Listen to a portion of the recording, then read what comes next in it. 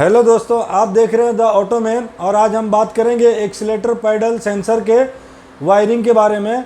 तो accelerator pedal sensor का coupler हमें इस तरह से दिखाई देता है और इसमें 6 वायर होते हैं। बाहर के दोनों हमारे सिग्नल के वायर हैं। उसके बाद वाले ये जो ब्लू और ग्रीन दिख रहा है ये हमारे ग्राउंड के वायर हैं, अर्थिंग के।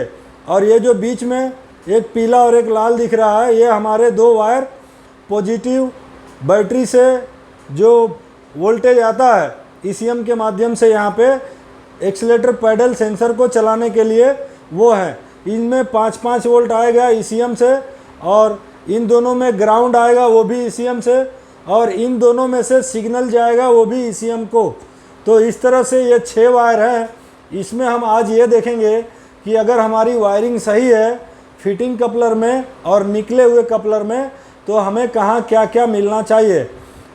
तो ये 6 वायर में से ये जो सबसे बाहर वाला सिग्नल वाला दोनों वायर है उसको अभी हम छोड़ते हैं। ये अंदर के 4 के बारे में बात करेंगे। यहाँ से ब्लू वाले में पैडल 1 में एक ग्राउंड आएगा इसमें और ये ग्रीन वाले में ग्राउंड आएगा। और उसके बाद ये दोनों में पीले और लाल में 5-5 वोल्ट का रेफरेंस वोल्टेज आएगा ईसीएम से हमारे एक्सीलेटर पैडल सेंसर को चलाने के लिए। अगर हम एक्सीलेटर पैडल सेंसर को दबाते हैं तो हमारे सिग्नल वायर से सिग्नल जाएगा कि हमने कितना % एक्सीलेटर पैडल सेंसर को पुश किया है और हमारी डिमांड क्या है। ईसीएम को इन बाहर वाले दोनों वायर के माध्यम से सिग्नल जाएगा। अगर एक्सीलेटर हम छोड़ देते हैं और चाबी ऑन रखेंगे तो फिटिंग कपलर में इसमें ग्राउंड आएगा ग्रीन में, ये ब्लू वाले में ग्राउंड आएगा और इसमें पीले और लाल में 5-5 वोल्ट का रेफरेंस वोल्टेज आएगा।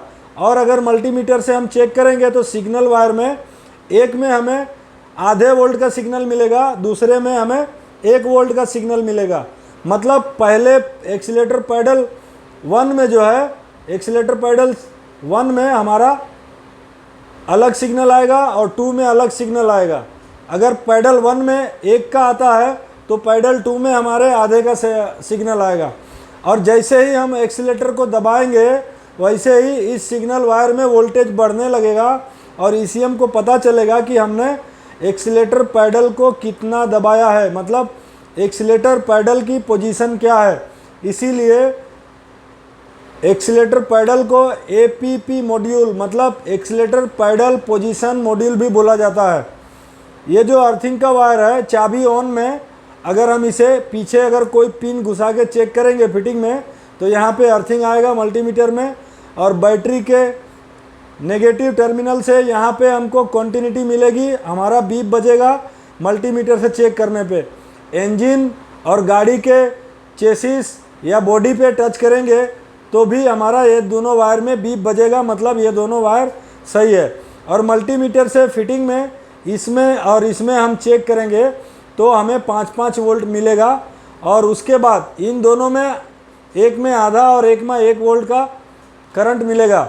अगर हम कपलर को निकाल देते हैं बाहर तो हमारा ये जो सिग्नल का वायर है इसमें 5 वोल्ट हो जाएगा, इसमें भी 5 वोल्ट हो जाएगा और इसमें अर्थिंग ही रहेगा, इसमें भी अर्थिंग ही रहेगा, मतलब ग्राउंड मिलेगा ग्राउंड में।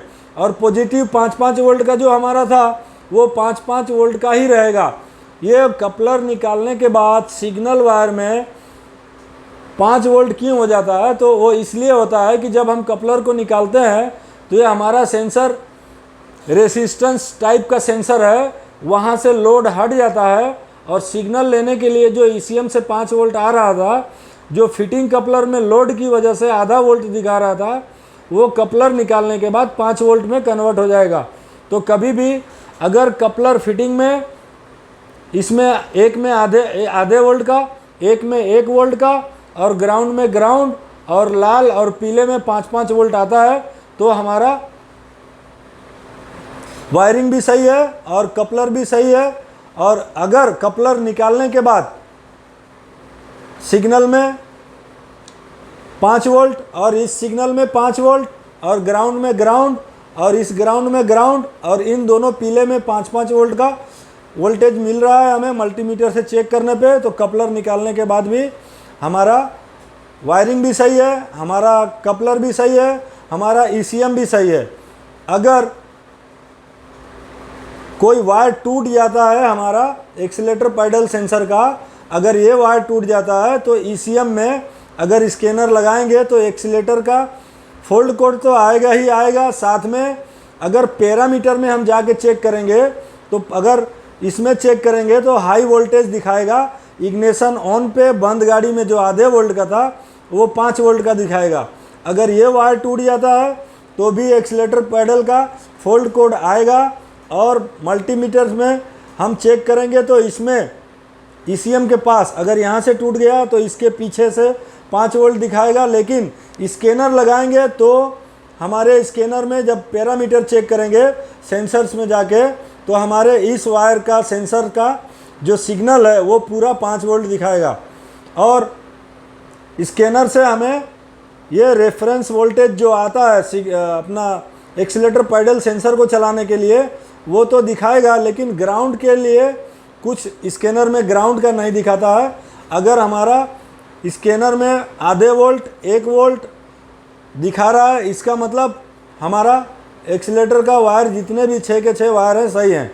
और उसके बाद भी अगर हमारा एक्सीलेटर पैडल एक्सीलेशन करने पे मतलब दबाने पे काम नहीं करता है तो हमारा पैडल ख़राब है।